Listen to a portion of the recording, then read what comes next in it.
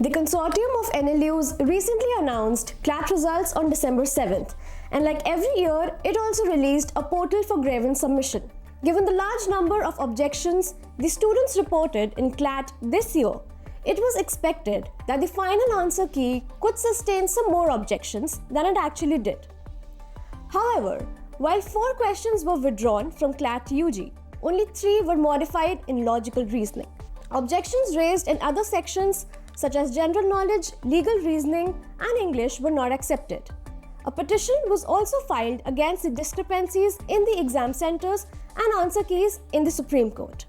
While nothing came out of this and the petition was rejected, the Grievance Submission portal was the last opportunity for students to raise their concerns.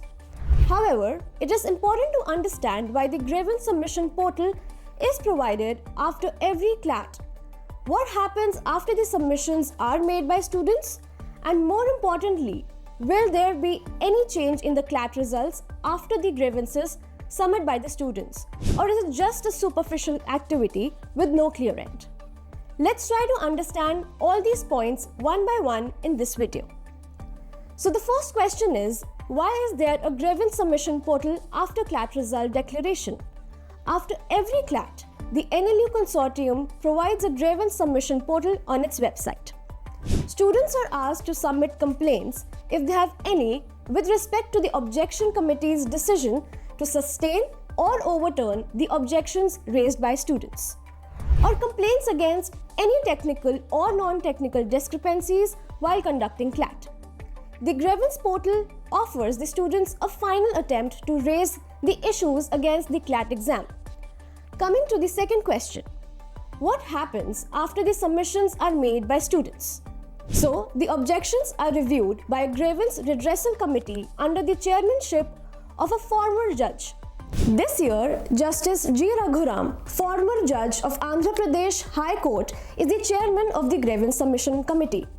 Unlike last year, when notification mentioned that grievances against the final answer key may be raised only by candidates who have submitted objections, this year's notification has no such mention.